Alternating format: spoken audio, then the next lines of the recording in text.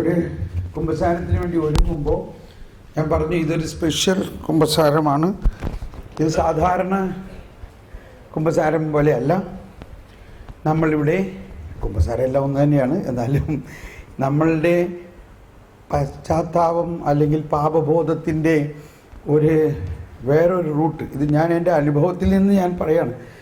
എനിക്ക് എന്നിലൊരു വലിയ ഫരിസേയൻ ഉണ്ടെന്നുള്ള ഒരു കണ്ടുപിടുത്തമാണ് എനിക്കുണ്ടായത്. എനിക്കത് മനസ്സിലായ ഉടനെ എനിക്കങ്ങ് ഭയങ്കര അനുതാപമുണ്ടായി. ദൈവമേ, അപ്പോൾ അതിൽ നിന്ന് കിട്ടിയ 3 കാര്യം ഞാൻ പറഞ്ഞു. പക്ഷേ അതിൽ എനിക്കുണ്ടായ വലിയ ഒരു പ്രചോദനം എന്നിൽ പ്രവർത്തിക്കുന്ന പരിശുദ്ധാത്മാവിൻ്റെ കരുണാർദ്രമായ പ്രവർത്തനത്തിൻ്റെ ഒപ്പോസിഷനാണ് ഫരിസേയൻ, എന്നിലുള്ള ഫരിസേയൻ എന്നുള്ളതാണ് നമ്മൾ മനസ്സിലാക്കേണ്ടത്. അത് നമുക്കിനി പിന്നീട് ഒരു കുമ്പസാരം കഴിഞ്ഞ് കഴിയുമ്പോൾ പിന്നെ പറഞ്ഞാൽ എളുപ്പം മനസ്സിലാവും. അത് കഴിഞ്ഞിട്ട് വേണമെങ്കിൽ വീണ്ടും പിന്നെ കുമ്പസാരിക്കാം.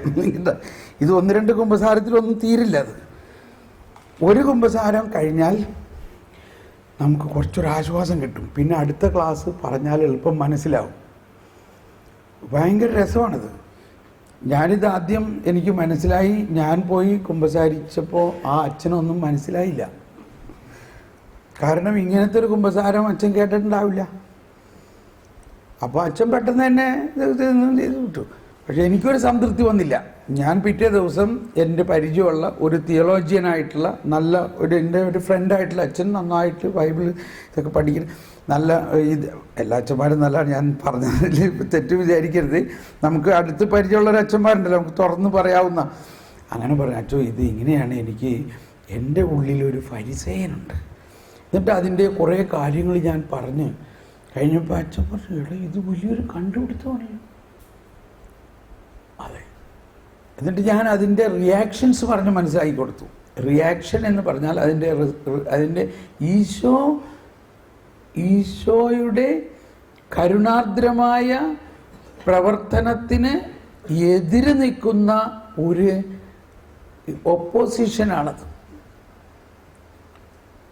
അതായത് അപ്പോൾ അത് നമുക്ക് എളുപ്പം മനസ്സിലാവണമെന്നില്ല. പക്ഷെ അതിന് നമുക്ക് എളുപ്പം മനസ്സിലാകാൻ ഈ ഒരു കാര്യം ചിന്തിച്ചാൽ മതി. മലയിലെ പ്രസംഗത്തിൽ 7-ാം അധ്യായത്തിൽ ഈശോ പറഞ്ഞു, നിങ്ങൾ മറ്റുള്ളവരെ വിധിക്കുമ്പോൾ നിങ്ങളെ തന്നെയാണ് വിധിക്കുന്നത്. നിങ്ങൾ വിധിക്കുന്ന വിധി മനസ്സിലായോ? നിങ്ങളുടെ കണ്ണിലെ തടിക്കഷ്ണം ഇരിക്കെ നിങ്ങൾ മറ്റുള്ളവരുടെ കണ്ണിലെ കരട് എടുക്കുന്ന. എവിടെ പോയി ഷാജി മാത്യൂസ്? ഷോ, ഇത് ഈ ഫാനൊന്നും നിങ്ങളൊരാൾ ഇവിടെ ഇരിക്കുക. എല്ലാവരും ബിസിയാണ്. അവർ CD ഒക്കെ ഉണ്ടായിക്കൊണ്ടിരിക്കുകയാണ് നിങ്ങൾക്ക് തരാനായിട്ട് സങ്കീർത്തനത്തിൻ്റെ എല്ലാം. അതോടൊപ്പം ഈശോ പറഞ്ഞു, ശ്രദ്ധിക്കണേ, ഈശോ ആദ്യം ഒരു ആൻറ്റിസിപ്പേറ്ററി ബെയിൽ മാതിരിയാണ്, ഞാൻ വന്നിരിക്കുന്നത് പ്രമാണങ്ങളെ റദ്ദാക്കാനല്ല. മനസ്സിലായിട്ടോ? അത് എപ്പോഴും ഇടയ്ക്കിടയ്ക്ക് ഞാനും പറയുന്നുണ്ട്. കാരണം നമ്മൾ പറയണ കേട്ട് കഴിഞ്ഞാൽ എല്ലാവരും വിചാരിക്കും, അപ്പോൾ ഈ ബ്രദർ പറയണ കേട്ട് കഴിഞ്ഞാൽ ആർക്ക് വേണമെങ്കിലും എന്തും ചെയ്യാമെന്നാണല്ലോ മാതിരി, ഇല്ലേ? അങ്ങനെ ഒരു ട്യൂണല്ലേ തോന്നണേ. ഇത് തന്നെയാണ് അവർക്കും തോന്നിയത്. ഇങ്ങനെ പറയണ കേട്ട് കഴിഞ്ഞാൽ ഈ പ്രമാണമൊന്നും അനുസരിക്കാണ്ട് ആർക്ക് വേണമെങ്കിലും എന്തും ചെയ്യാനുള്ള ഒരു ഫ്രീഡം മാതിരിയാണല്ലോ. അങ്ങനെ ഫ്രീഡമല്ല, ഫ്രീഡമുണ്ട്. പക്ഷേ ആ ഫ്രീഡത്തിൻ്റെ അനുഭവമായി കഴിഞ്ഞാൽ നമുക്ക് പാപം ചെയ്യാൻ പറ്റില്ല എന്നുള്ളതാണ് അനുഭവം. മറിച്ച് പേടിച്ചത് ഇത് ചെയ്തില്ല, ഇത് നീ ഇങ്ങനെ ഇതില്ലേ നിനക്ക് നല്ല ശിക്ഷ കിട്ടൂട്ടാ എന്ന് പറഞ്ഞാൽ നമ്മൾ ആ ശിക്ഷയെ പേടിച്ചുകൊണ്ട് ഒരു നല്ല ജീവിതം നയിക്കാൻ നോക്കുന്നു. യേശുക്രിസ്തുവിലുള്ള വിശ്വാസത്തിലൂടെ ലഭിക്കുന്ന കൃപാവരത്തിൻ്റെ അനുഭവത്തിലല്ല. കൃപയെ നമ്മൾ ഡിപ്പെൻഡ് ചെയ്യുന്നില്ല. നമ്മൾ ആരെ ഡിപ്പെൻഡ് ചെയ്യുന്നു? നമ്മുടെ സ്വന്തം കരബലത്തെ, മാനുഷിക ശക്തിയെ. അതാണ്. അപ്പോൾ ഈശോ പറഞ്ഞു, ഒരുവൻ പ്രമാണം ലംഘിക്കുകയോ, മത്തായി 5:19 ശ്രദ്ധിക്കണേ, ഈ പ്രമാണങ്ങളിൽ ഏറ്റവും ചെറിയതായ ഒന്ന് ലംഘിക്കുകയോ, ലംഘിക്കുക എന്ന് പറഞ്ഞാൽ എന്താ അർത്ഥം? പാപം ചെയ്യുക എന്നല്ലേ അർത്ഥം. പ്രമാണങ്ങളുടെ ലംഘനം പാപമാണ്, അതിന് മാറ്റമൊന്നുമില്ല. എന്നാൽ അങ്ങനെ ലംഘിക്കുകയോ ലംഘിക്കാൻ മറ്റുള്ളവനെ പഠിപ്പിക്കുകയോ ചെയ്യുന്നവൻ സ്വർഗരാജ്യത്തിൽ ചെറിയവനെന്ന് വിളിക്കപ്പെടും. ഇനി ഇത് ലംഘിക്കുന്നില്ല, അതനുസരിക്കുകയും അനുസരിക്കാൻ പഠിപ്പിക്കുകയും ചെയ്യുന്നവൻ സ്വർഗരാജ്യത്തിൽ വലിയവനെന്ന് വിളിക്കപ്പെടും. മത്തായി 5:19 വരികയാണ്. 20 പറയുന്നത്, എന്നാൽ നിങ്ങളുടെ നീതി ഫരിസേയരുടെയും നിയമജ്ഞരുടെയും നീതിയെ അതിശയിക്കുന്നില്ലെങ്കിൽ നിങ്ങൾ ദൈവരാജ്യത്തിൽ പ്രവേശിക്കുക പോലും ഇല്ല. മനസ്സിലാവണ്ട. ഒന്ന് നിങ്ങളുടെ ബൈബിളിലൊന്നും എടുത്ത് വായിച്ച് നോക്കിയത് ഇങ്ങനെയൊക്കെ തന്നെയല്ലേ. 5:20 പറയുന്ന ഇതാണ്. 5:20 നിങ്ങളുടെ നീതി, എല്ലാവരും ഒന്ന് ഉച്ചത്തിൽ പറഞ്ഞ്, നിങ്ങളുടെ നീതി. ഒരു വലിയ ബൈബിൾ ഇല്ലേ നിങ്ങളുടെ കയ്യിൽ? ഇപ്പോഴും കുഞ്ഞു കുഞ്ഞു ബൈബിളായിട്ടൊക്കെ നടക്കണേ. വലിയ ബൈബിൾ തുറന്നൊന്ന് നോക്കിയേ. അതിൽ വലിയ ബൈബിളായാലും പുതിയ നിയമത്തിൽ 5-ാം അധ്യായം 20-ാമത്തെ വചനത്തിൽ പറയുന്നത്, നിങ്ങളുടെ നീതി ഫരിസേയരുടെയും നിയമജ്ഞരുടെയും നീതിയെ അതിശയിക്കുന്നില്ലെങ്കിൽ നിങ്ങൾ ദൈവരാജ്യത്തിൽ പ്രവേശിക്കുകയില്ല, പ്രവേശിക്കുക പോലുമില്ല. അപ്പൊ അതെന്താണ് ആ സിറ്റുവേഷൻ? ഇത് പഠിപ്പിക്കാൻ വേണ്ടിയാണ് അതിനു മുമ്പുള്ള 2 കാര്യം പറയുന്നത്. എല്ലാവരും ഒന്ന് കൈവീശി കാണിച്ച്. ഓൾറൈറ്റ്. അതിനു മുമ്പുള്ള 2 കാര്യത്തിൽ ആദ്യത്തെ കാര്യം, ഒരുവൻ പ്രമാണങ്ങളിൽ ഒന്ന്, ഏറ്റവും ചെറുതായ ഒന്ന് ലംഘിക്കുകയോ ലംഘിക്കാൻ മറ്റുള്ളവനെ പഠിപ്പിക്കുകയോ ചെയ്യുന്നവൻ സ്വർഗരാജ്യത്തിൽ, കണ്ടോ എന്ന് പറഞ്ഞാൽ അവൻ സ്വർഗരാജ്യത്തിൽ കയറിയോ ഇല്ലയോ? അവൻ സ്വർഗരാജ്യത്തിൽ കയറിയോ?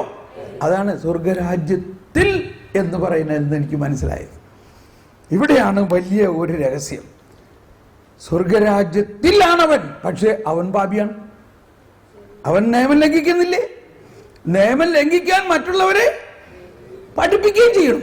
എടാ, അവനാര് സ്വർഗരാജ്യത്തിൽ കയറ്റി? അപ്പൊ അവൻ എങ്ങനെ സ്വർഗരാജ്യത്തിൽ കയറി? അവൻ സ്വർഗരാജ്യത്തിൽ ചെറിയവനെന്ന് വിളിക്കപ്പെടും. എന്നാൽ അനുസരിക്കുന്നവനും അനുസരിക്കാൻ പഠിപ്പിക്കുന്നവനും സ്വർഗരാജ്യത്തിൽ, അവനും സ്വർഗരാജ്യത്തിൽ തന്നെയാണ്, വലിയവനെന്ന് വിളിക്കപ്പെടും. എന്നാൽ നിങ്ങളുടെ നീതി ഫരിസേയരുടെ നീതി പോലെയാണെങ്കിൽ നിങ്ങൾ സ്വർഗരാജ്യത്തിൽ കയറുക പോലും ഇല്ല. എന്നാൽ നമ്മളെ സംബന്ധിച്ച് നമ്മളിപ്പോൾ സ്വർഗരാജ്യത്തിലാണ്. എന്തുകൊണ്ട്? യേശു ക്രിസ്തു വിശ്വസിക്കുന്നു, ജ്ഞാനം സ്വീകരിച്ചു, വിശുദ്ധ കുർബാന സ്വീകരിച്ചുകൊണ്ട് നമ്മൾ സ്വർഗരാജ്യത്തിലാണ്. പക്ഷെ സ്വർഗരാജ്യത്തിൽ ആണെങ്കിലും ഈ സ്വർഗരാജ്യത്തിൽ കയറുകയില്ല എന്ന് പറയുന്ന ആ നീതിയും നമ്മൾ കൂട്ടിപ്പിടിച്ചിരിക്കുകയാണ്. ഏത്? ഫരിസേയരുടെ നീതി. അപ്പോൾ നമ്മുടെ ഉള്ളിൽ തന്നെ ഒരു കൂട്ടിയിടി വന്നുകൊണ്ടിരിക്കുകയാണ്. നമ്മൾ സ്വർഗരാജ്യത്തിലാണ്, ആണെങ്കിലും അല്ല. സ്വർഗരാജ്യത്തിൽ കയറുന്നതിന് ഒപ്പോസിഷൻ എന്ന് പറയുന്ന ഫരിസേയ നീതിയെ നമ്മൾ പിടിച്ചിരിക്കുകയാണ്. അപ്പോൾ എന്തുകൊണ്ടാണ് ആദ്യത്തെ സിറ്റുവേഷനിൽ പാപം ചെയ്തവൻ സ്വർഗരാജ്യത്തിൽ എങ്ങനെ കയറി? അതിനുത്തരം പറഞ്ഞില്ലല്ലോ. എങ്ങനെ കയറി അയാൾ? യേശുക്രിസ്തുവിൽ വിശ്വസിക്കുന്നത് കൊണ്ട്. അവൻ യേശുക്രിസ്തുവിൽ വിശ്വസിക്കുന്നത് കൊണ്ട് യേശുക്രിസ്തു ചെയ്ത പാപപരിഹാര ബലിയുടെ യോഗ്യത അവന് ലഭിച്ചിരിക്കുന്നു. അവൻ പാപിയാണ്, പാപി. അപ്പൊ പാപിക്കാണ് പാപപരിഹാര ബലിയുടെ യോഗ്യത. ഇപ്പൊ ക്യാൻസറിന് ഒരു പുതിയ മരുന്ന് കണ്ടുപിടിച്ചിരിക്കുന്നു. ഈ മരുന്ന് കണ്ടുപിടിച്ചിരിക്കുന്ന ഒരു ന്യൂസ് പേപ്പർ റിപ്പോർട്ട് കിട്ടിയാൽ ആർക്കാ സന്തോഷം? ആർക്കാ സന്തോഷം? ക്യാൻസർ രോഗികൾക്ക്. ഇതുകൊണ്ടാണ് യേശു പാപികളും, യേശുവിന്റെ കൂടെ പാപികളും ചുങ്കക്കാർക്കും ഭയങ്കര സന്തോഷം. എന്തുകൊണ്ടാ? പാപികളാണ് അവർ. അവരുടെ പാപത്തിന് പരിഹാരം കിട്ടിയിരിക്കുന്നു. അവർക്ക് ഭയങ്കര സന്തോഷം. നമ്മളും പാപികളാണെങ്കിൽ ഭയങ്കര സന്തോഷം ഉണ്ടാവും. നിങ്ങൾ പാപികളല്ല അല്ലേ? അപ്പൊ അതാണ് പോപ്പ് പറഞ്ഞത്, ഞാൻ ഏറ്റവും വലിയൊരു പാപിയാണ്, പക്ഷെ കരുണ കൊണ്ട് ഞാൻ ജീവിക്കണം. ഫരിസേയരെന്താണ്? അവര് പാപിയല്ല. അവര് പറയും ഞങ്ങൾ പാപിയൊന്നുമല്ല, ഞങ്ങൾ കൽപ്പന അനുസരിക്കുന്നവരാണ്, ഞങ്ങൾ അവരെ പോലെ ഒന്നുമല്ല. ഫരിസേയനും ചുങ്കക്കാരൻ്റെ പ്രാർത്ഥനയെക്കുറിച്ച് ഈശോ പറയുന്നുണ്ടല്ലോ. ആ ഫരിസേയൻ പറയാണ്, ഞാൻ ഈ പാപിയായ ചുങ്കക്കാരനെ പോലെ അല്ല, ഞാൻ നിയമങ്ങളെല്ലാം അനുസരിക്കുന്നവരാണ്. അതായത് നിയമം അനുസരിക്കുന്നു എന്ന് ഭാവിക്കുന്നവരും എന്നാൽ അവരുടെ ഉള്ളിൽ ഉള്ള പാപം അണലിപ്പാമ്പിൻ പൈതങ്ങളെ ജന്മപാപത്തിൽ നിന്ന് അവർക്ക് മോചനമുണ്ടാകാൻ ഏതെങ്കിലും കൽപ്പന അനുസരിച്ചത് കൊണ്ട് കിട്ടുമോ? ഇല്ല. എങ്ങനെ കിട്ടുള്ളൂ? യേശുക്രിസ്തുവിലുള്ള വിശ്വാസത്തിൽ. യേശുക്രിസ്തുവാണ് ഈ ജന്മപാപത്തിന്റെ മുഴുവനും, അതായത് ആദം ചെയ്ത പാപവും അതുമൂലം ലോകത്തിലുണ്ടായ സകല പരിണത ഫലങ്ങളും യേശു കുരിശിൽ ഏറ്റെടുത്തതിലൂടെയാണ് നമ്മൾ സ്വർഗരാജ്യത്തിൽ കയറുന്നത്.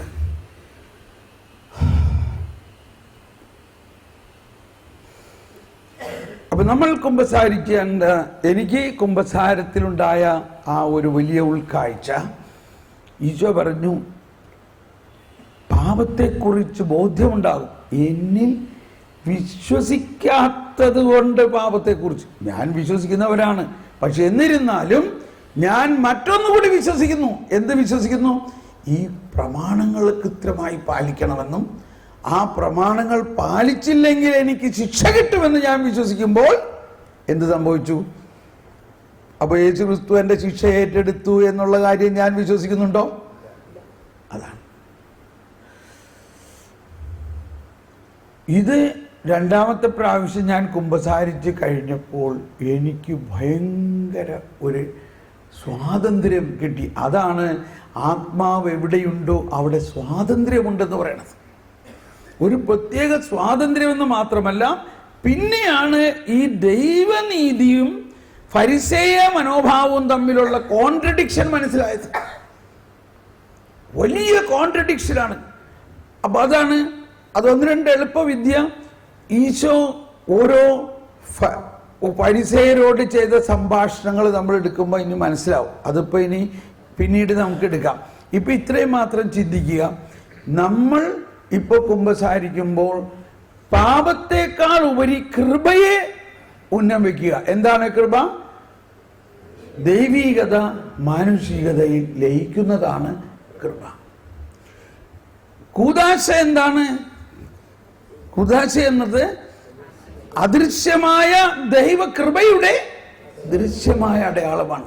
അപ്പൊ ഈ കുമ്പസാരിക്കുമ്പോൾ നമ്മളിലേക്ക് കൃപ വെള്ളച്ചാട്ടം പോലെ ഒഴുകിക്കൊണ്ട് നമ്മളിലുള്ള അവിശ്വാസത്തെയും അന്ധവിശ്വാസത്തെയും സകല പാപങ്ങളെയും അകറ്റുന്നു. നമ്മളിൽ നിന്ന് അകലേണ്ടത് അവിശ്വാസവും അന്ധവിശ്വാസവുമാണ്. അന്ധവിശ്വാസം എന്ന് പറഞ്ഞാൽ യേശുക്രിസ്തുവിൻ്റെ ശക്തിയെ മനസ്സിലാക്കാതെ മറ്റ് പല ശക്തികളിലും നമ്മൾ ഊന്നൽ കൊടുക്കുന്നത്. അത് അവിടെ പോയാൽ തിരിച്ചടി ഉണ്ടാവും കേട്ടോ. അപ്പം നമ്മൾ യേശുക്രിസ്തു വിശ്വസിക്കുന്നുണ്ടോ? അവർ കൂടോത്രം ചെയ്തിട്ടായിരിക്കും ഈ പ്രശ്നമൊക്കെ ഉണ്ടാവുന്നത്. അപ്പോൾ നമ്മൾ യേശുക്രിസ്തു വിശ്വസിക്കുന്നുണ്ടോ? ഈ കുടുംബത്തിൽ വർഷങ്ങളായിട്ടുള്ള ഇത് ഒരു ശാപമായിരിക്കാം. അപ്പോൾ നമ്മൾ യേശുക്രിസ്തുവിൽ വിശ്വസിക്കുന്നുണ്ടോ? അപ്പൊ ഇങ്ങനെ നമ്മൾ യേശുക്രിസ്തുവിലുള്ള വിശ്വാസത്തെ പൂർണ്ണമായിട്ട് ഉൾക്കൊള്ളാതെ മറ്റെന്തെങ്കിലും തത്വങ്ങളിൽ വിശ്വസിക്കുന്നുണ്ടെങ്കിൽ നമ്മളിൽ ഈ ദൈവരാജ്യത്തിൻ്റെ പ്രവർത്തനം മന്ദീഭവിക്കുന്നു. ഇപ്പം ഇതിൻ്റെ എല്ലാം മറ്റൊരു റിസൾട്ട് എന്താ ഉണ്ടാവുന്നത്? മറ്റൊരു റിസൾട്ട് നമ്മളിൽ ആത്മാവിൻ്റെ വരദാന ഫലങ്ങളുടെ പ്രവർത്തനം മന്ദീഭവിക്കുന്നു. ആത്മാവിൻ്റെ വരങ്ങൾ പ്രവർത്തിക്കുന്നത് വിശ്വാസത്തിലൂടെയാണ്. വിശ്വസിക്കുന്നവന് ഈ അടയാളം ഉണ്ടാവും. അവൻ കണ്ടോ, ഇപ്പോൾ മാമോദീസ മുങ്ങാത്ത ആൾക്കാർ തന്നെ രോഗശാന്തി ഇഷ്ടംപോലെ നടത്തുന്നുണ്ട് ഇല്ലേ? എന്തുകൊണ്ട്? വിശ്വസിക്കുന്നതുകൊണ്ടാണ്. ഓക്കെ, നമുക്ക് കണ്ണടച്ച് ഇങ്ങനെ പ്രാർത്ഥിക്കാം. ഈ കുംഭസാരത്തിലൂടെ മൗനമായി പ്രാർത്ഥിക്കാം. ഞങ്ങളുടെ ജീവിതത്തെ ഈശോയുമായിട്ട് പൂർണ്ണമായി ഒന്നാക്കണമേ. ഞങ്ങളിലുള്ള ഫരിസേയ സ്വഭാവത്തെ പൂർണ്ണമായി ഉരിഞ്ഞു മാറ്റി ഞങ്ങളെ പുതിയ സൃഷ്ടിയാക്കണമേ. ഞങ്ങൾ ഉത്ഥാനത്തിൻ്റെ പൂർണ്ണ അനുഭവം ഞങ്ങൾക്കുണ്ടാകണമേ.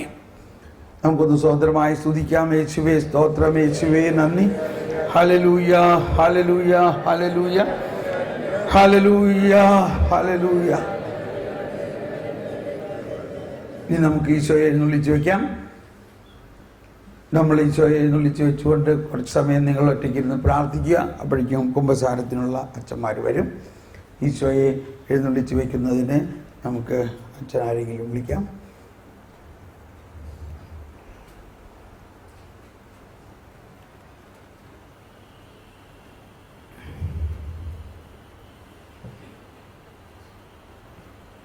കുംഭസാരത്തിൽ മറ്റുള്ള നിങ്ങൾ സാധാരണ കുംഭസാരത്തിന് ചെയ്യണ കാര്യങ്ങളൊക്കെ ചെയ്യുക, പാപങ്ങൾ പശ്ചാത്തപിക്കുക. പക്ഷെ ഞാൻ ഈ പറഞ്ഞ കാര്യങ്ങൾ ഒരു അഡീഷണൽ പോയിൻറ്റ്സാണ്. അതുപോലെ തന്നെ ഈ ഉയർപ്പിൻ്റെ ശക്തിയാണ് നമ്മളിൽ ഈ പുതിയ സൃഷ്ടിയാക്കുന്നതിൻ്റെ ചാലക ശക്തി. അപ്പോൾ നമ്മളുടെ ലക്ഷ്യം പുതിയ സൃഷ്ടിയാക്കുന്നതിൻ്റെ ആ പുതിയ സൃഷ്ടിയാവുക എന്നതാണ് സർവപ്രധാനം എന്ന പോയിന്റിലേക്കാണ് നമ്മളിതൊക്കെ മുന്നോട്ട് പോകുന്നത്. ആ പുതിയ സൃഷ്ടിയാകുന്നതിൽ ഒരു വശത്ത് നമ്മുടെ പാപം മാറണം, മറുവശത്ത് ഈ ഫരിസേയ സ്വഭാവം മാറി കരുണാർദ്രമായ ഹൃദയമായിട്ട് മാറും. വരുവിൻ, നമുക്ക് മുട്ടുകുത്തി ഈശോയെ നമ്മളുടെ മധ്യത്തിലേക്ക് ക്ഷണിക്കാം. ഈശോ ഇപ്പോൾ ആ ദിവ്യ കാരുണ്യത്തിൻ്റെ കരുണാർദ്രമായ സ്നേഹപ്രകാശം നമ്മളിലേക്ക് ചൊരിയട്ടെ. ഈ കുംഭസാരത്തിലൂടെ നമ്മളുടെ ജീവിതം ഒരു പുതിയ ജീവിതമായി മാറുന്നതിനും വരദാനങ്ങളുടെ വലിയ വലിയ വരദാനങ്ങൾ നമ്മളിൽ തുറക്കപ്പെടുന്നതിനും ദൈവമേ ഞങ്ങളെ അനുഗ്രഹിക്കണമേ. വലിയ വലിയ വരങ്ങൾ, ഉത്കൃഷ്ടമായ ദാനങ്ങൾക്ക് വേണ്ടി ഞങ്ങൾ പ്രാർത്ഥിക്കുന്നു. ദൈവപിതാവേ, അങ്ങയെ ഞാൻ ആരാധിക്കുന്നു, സ്തുതിക്കുന്നു. ജീവനുമെൻ്റെ സർവസ്വവും മുൻപിലണച്ച് കുമ്പിടുന്നു. ജീവനുമെൻ്റെ സർവസ്വവും മുൻപിലണച്ച് കുമ്പിടുന്നു. യേശുവേ നാഥ, അങ്ങയെ ഞാൻ ആരാധിക്കുന്നു, സ്തുതിക്കുന്നു. ജീവനുമെൻ്റെ സർവസ്വവും മുൻപിലണച്ച് കുമ്പിടുന്നു. ജീവനുമെൻ്റെ സർവസ്വവും മുൻപിലണച്ച് കുമ്പിടുന്നു. പാവനാത്മാവേ, അങ്ങയെ ഞാൻ ആരാധിക്കുന്നു, സ്തുതിക്കുന്നു. ജീവനുമെൻ്റെ സർവസ്വവും മുൻപിലണച്ച് കുമ്പിടുന്നു. പൂർണ്ണമായിട്ട് ഈശോയിൽ വിശ്വസിച്ചുകൊണ്ട് ലോകത്തിൻ്റെ പാപങ്ങൾ നീക്കുന്ന ദൈവകുഞ്ഞാട് ഇതാ നമ്മുടെ മുമ്പിൽ ഇതെല്ലാം നീക്കിക്കഴിഞ്ഞിരിക്കുന്നു എന്ന് വിശ്വസിക്കുക. ഈശോ കുരിശിൽ ലോകം മുഴുവൻ്റെയും പാപമേറ്റെടുത്തു. ആദിമാതാപിതാക്കളിലൂടെ ഉണ്ടായ ആ പാപത്തെ യേശു ഏറ്റെടുത്തു. ആദം മുതലുള്ള എല്ലാ മനുഷ്യരെയും പാപത്തിൽ നിന്നും മോചിപ്പിച്ചു. സകല ജനത്തിൻ്റെയും രക്ഷകനായ ഈശോ നമ്മുടെ യേശുവിൻ്റെ ആ കരുണാർദ്രമായ സ്നേഹമാണ് ഇന്ന് നമ്മൾ അനുഭവിക്കേണ്ടത്. കൽപ്പനകളുടെയും ചട്ടങ്ങളുടെയും ആധിപത്യത്തെ പ്രതി ഭയത്തോടെ ഇരിക്കേണ്ട ഒരു അടിമത്വത്തിൻ്റെ അവസ്ഥയല്ല. ഈശോ നമ്മളെ സ്നേഹിക്കുന്ന കരുണാനിധിയാണ്. നമുക്കൊന്ന് പൂർണ്ണമായി നമുക്ക് ഈശോയ്ക്ക് സമർപ്പിച്ചുകൊണ്ട്, ഓ ദൈവമേ, ഞങ്ങളിൽ ഉള്ള ആ ഫരിസേയ മനോഭാവം എടുത്തു മാറ്റണമേ. ഈശോയുടെ കരുണാർദ്രമായ സ്നേഹത്തിന് തടസ്സം നിൽക്കുന്ന നമ്മൾ മറ്റുള്ളവരെ വിധിക്കുമ്പോഴും വിമർശിക്കുമ്പോഴും കൽപ്പനകളെ ഊന്നൽ കൊടുത്തുകൊണ്ട് കരുണയെ ഊന്നൽ കൊടുക്കാതെ യേശുവിൻ്റെ ശക്തിയെ ഊന്നൽ കൊടുക്കാതെ മാനുഷികമായ വിജ്ഞാനത്തിൻ്റെ അടിസ്ഥാനത്തിലുള്ള വിശ്വാസത്തിലെ കുറിച്ച് നമുക്ക് പരിതപിക്കാം. നമ്മളെ പലരും ഇങ്ങനെയൊക്കെ ആയിരിക്കും പഠിപ്പിച്ചേക്കുന്നത്. ആ പഠനങ്ങൾ മാറ്റി വിശ്വാസത്തിൻ്റെ പുതിയ പ്രബോധനത്തിലേക്ക് നമ്മൾ വരണം. അല്ലെങ്കിൽ ആഴമായ പ്രബോധനത്തിലേക്ക് ഈശോയെ വരുത്തണേ. പൂർണ്ണമായത് വരുമ്പോൾ അപൂർണമായത് അസ്തമിക്കും. ഇനി ഞാൻ സംസാരിക്കുന്നില്ല, നിങ്ങൾ ഇരിക്കുക. കർത്താവിൽ നിങ്ങൾ പ്രാർത്ഥിച്ചുകൊണ്ട് അല്പസമയം മൗനമായിരുന്ന് ഈ മേഖലകൾ ചിന്തിച്ച് പ്രാർത്ഥിക്കുക. എന്നിട്ട് കുമ്പസാരത്തിന് അച്ഛന്മാർ വരുമ്പോൾ പോയി കുമ്പസാരം ആരംഭിക്കാവുന്നതാണ്.